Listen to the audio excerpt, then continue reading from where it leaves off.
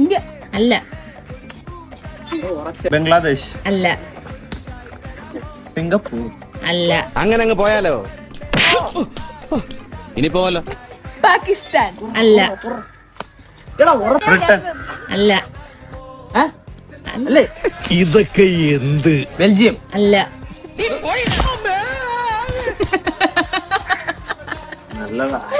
Iraq അല്ല.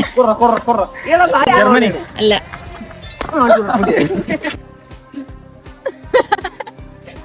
America അല്ല.